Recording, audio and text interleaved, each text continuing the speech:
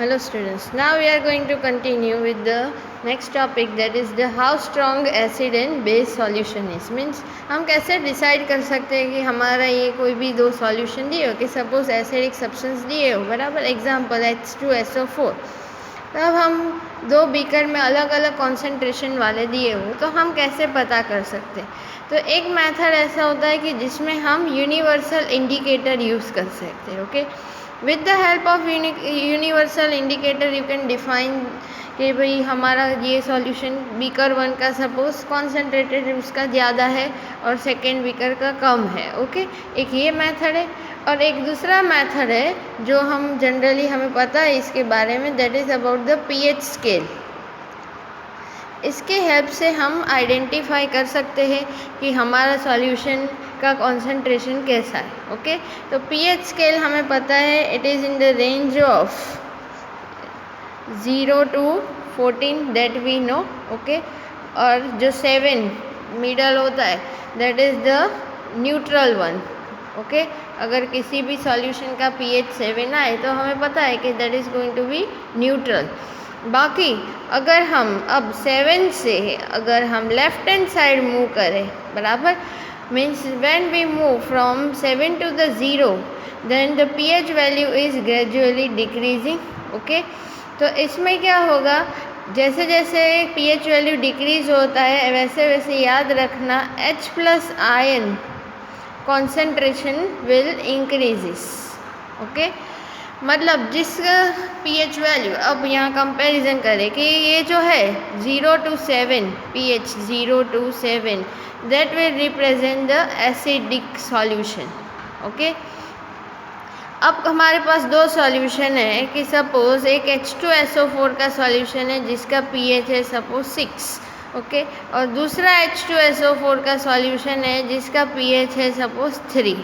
Okay, तो अब इसमें से एसिडिक कैरेक्टर किसका ज़्यादा होगा, तो ये सेकेंड वन जिसका pH वैल्यू 3 है. ओके, जो मीन्स यहाँ पे वैल्यूज़ के ऊपर मतलब 6 इज़ मोर ऐसा कंसिडर नहीं करना है. ओके, वी नो दैट कि जैसे जैसे हम 7 to 0 की साइड जाते हैं वैसे वैसे H+ आयन कॉन्सेंट्रेशन बढ़ता है. मीन्स यहाँ पे H+ आयन का कॉन्सेंट्रेशन ज़्यादा होगा compare to this one, and that's why ये जो है वो मोर कॉन्सेंट्रेटेड होगा ये H2SO4 की कंपैरिजन में. ओके, और दूसरा अगर हमारा pH वैल्यू 7 to 14 आए तो हमें पता है that is going to be basic solution.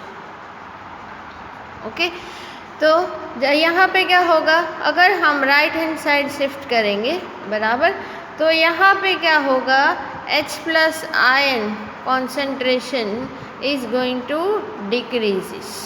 Okay, और किसका कॉन्सेंट्रेशन बढ़ता जाता है, तो OH- आयन का कॉन्सेंट्रेशन बढ़ता जाता है एक्चुअली जैसे जैसे हम राइट हैंड साइड मूव करते हैं. ओके, तो यहाँ पे अगर हम ये जो है वो बेसिक सॉल्यूशन की बात आती है कि सपोज KOH, एक KOH सॉल्यूशन का pH सपोज है हमारे पास 9 और दूसरा KOH सॉल्यूशन है और उसका pH है सपोज हमारे पास 12. ओके, अब इन दोनों में से किसका कॉन्सेंट्रेशन ज़्यादा होगा, तो KOH विद द pH 12 उसका कॉन्सेंट्रेशन ज़्यादा होगा. अब इसमें क्या होता है, जैसे जैसे हम 7 to the 14 जा रहे हैं हमें पता है H+ ion concentration decrease and OH- increases, तो pH value with the 12 will be more concentrated than the pH value with the 9. Okay, सो इस तरह से आप सॉल्यूशन का कॉन्सेंट्रेशन डिसाइड कर सकते हो. ओके, अभी हम पहले ही पढ़े थे अबाउट द डाइल्यूशन. तो डाइल्यूशन में हमने ये पढ़ा था, बराबर, कि हम वाटर ऐड करते हैं. ओके, तो ये बात यहाँ पे भी है कि अगर हम इसमें अब ग्रेजुअली सपोज pH 3 वाला सॉल्यूशन है, अगर हम उसमें ग्रेजुअली वाटर ऐड करते जाएंगे तो फिर क्या हो जाएगा, उसका कॉन्सेंट्रेशन कम होता जाएगा. मीन्स pH वैल्यू अब क्या होगा, धीरे धीरे बढ़ता जाएगा. Okay, so in this way we can decide whether our substance is acidic और बेसिक, और फिर उसका स्ट्रेंथ डिसाइड कर सकते हैं pH वैल्यू के ऊपर से, बराबर. चलो अभी next topic, that is about the importance of pH value, बराबर. अब यहाँ पे हम अलग अलग तरीके से इसको पढ़ेंगे। मीन्स पहला हमें पॉइंट दिया हुआ है कि are plants and animals are pH sensitive. तो yes, plants and animals are pH sensitive. पहला जो है वो plants and animals means living thing के बारे में, बराबर। तो याद रखना, human body pH range is going to be in the range of 7 to 7.8 pH होता है हमारा, बराबर। फिर एक्वेटिक एनिमल्स की बात करें, ओके। एक्वेटिक एनिमल्स जो कभी अभी यहाँ पे एक पॉइंट आता है जहाँ पे लिखा हुआ है कि एसिड रेन के बारे में, बराबर।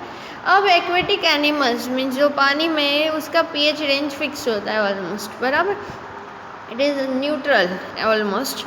अब क्या होता है जनरली जब रेनफॉल होता है, बराबर, तब क्या होता है कि वो एटमॉस्फेरिक गैसेस के साथ भी रिएक्ट कर लेता है। वाटर जो होता है वो एटमॉस्फेरिक गैस के साथ रिएक्ट कर लेता है, okay. And it is going to form acidic substances, okay.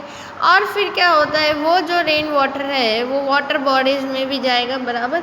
तो वहाँ पे फिर वो जो लिविंग थिंग्स होगी, बराबर, एक्वेटिक एनिमल्स, उनको फिर क्या होगा, उनके सर्वाइवल के लिए प्रॉब्लम आएगी, बिकॉज उनका जो पीएच रेंज होता है वो फिक्स होता है। बट अब एसिड रेन की वजह से क्या हुआ, जो वाटर का मीन्स वाटर जो था वहाँ पे उसका पीएच रेंज चेंज हो गया, ओके।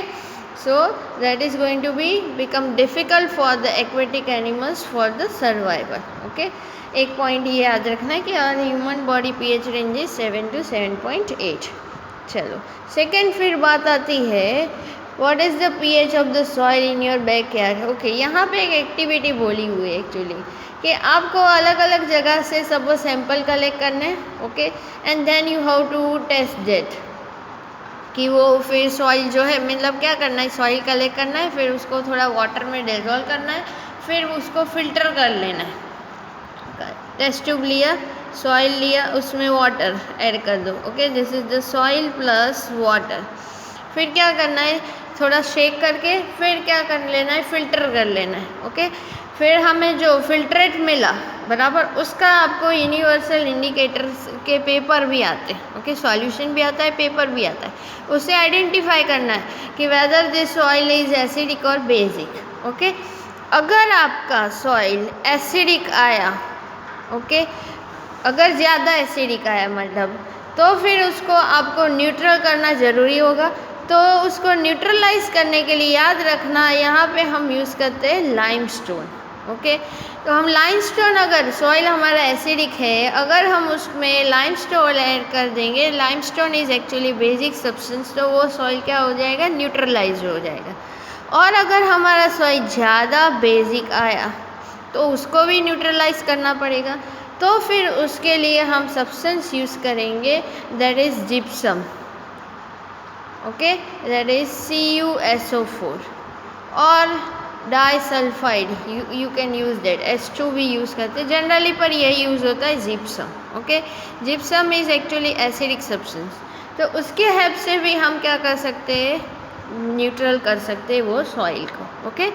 देन थर्ड पॉइंट है हमारा pH in the digestive system. हमें पता है कि हमारे डाइजेस्टिव सिस्टम जब मीन्स डाइजेशन प्रोसेस होता है तब हमारे स्टमक में हाइड्रोक्लोरिक एसिड प्रोड्यूस होता है, okay, which helps in the digestion of the food actually.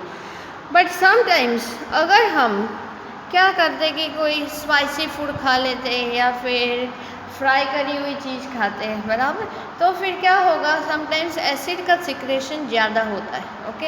And then you are going to start feeling like acidity, means थोड़ा बर्निंग जैसा लगता है गले में, ओके। तो फिर वो उसको क्योर करने के लिए क्या कर सकते हैं, तो आप बेस सब्सटेंस यूज़ कर सकते हैं, ओके। उसको हम जनरली बोलते हैं एंटासिड्स। लोग मेडिसिन भी लेते हैं, या फिर instead of that you can take another antacids like, जो क्योर करने के लिए, एसिडिटी को क्योर करने के लिए यूज़ होता है, it is milk of magnesia, okay.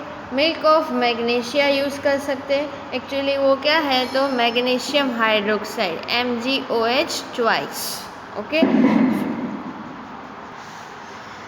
Then we can use mild base also. Okay, medicine भी आप ले सकते हैं टू क्योर दैट। ये बात हो गई हमारी pH in our digestive system. Then fourth one, pH change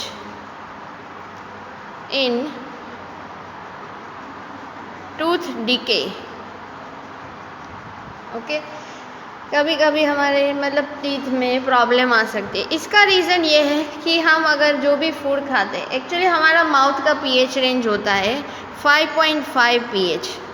okay, जब हम कोई भी खाना खाते हैं, अगर वो फिर एकदम अच्छे से हमने अगर मुंह साफ ना किया हो बराबर, तो फिर क्या हो जाता है, हमें पता है कि हमारे माउथ का pH रेंज चेंज होना स्टार्ट हो जाएगा। ओके, हमें पता है ये सब के bacteria will be produced. Bacteria actually होते ही है, but bacteria present in mouth produce acids.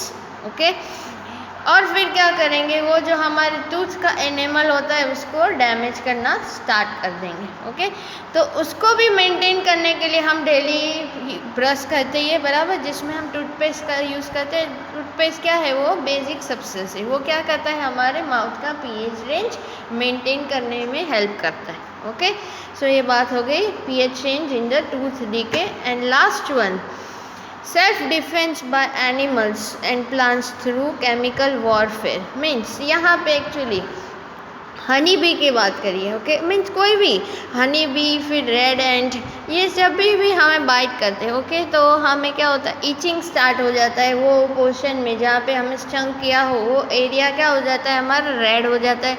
तो उसको क्योर करने के लिए आप एक चीज़ कर सकते हैं कि बेकिंग सोडा भी घर में जो एज ए रेमेडी यूज़ कर सकते हैं। क्या करना है, बेकिंग सोडा लेना है, उसमें थोड़े ड्रॉप्स, एक स्पून जितना सपोज हमने ले लिया बेकिंग सोडा, थोड़े ड्रॉप्स वाटर डाल के उसको पेस्ट जैसा बना के जहाँ पे भी हमें बाइट करा हो वहाँ पे अगर आप लगा दो तो भी वो क्या करेगा, एक्चुअली जो हनी बी है, रेड हैंड है, वो क्या करते हो, they use to release the acids in our body. Okay, इसीलिए फिर हमें इरिटेशन स्टार्ट हो जाता है। ओके, तो उसको बैलेंस करने के लिए आप बेकिंग सोडा लगा सकते हैं, जो हमें क्या करेगा, न्यूट्रलाइज कर देगा उस एरिया को। And in this way we can cure the stings.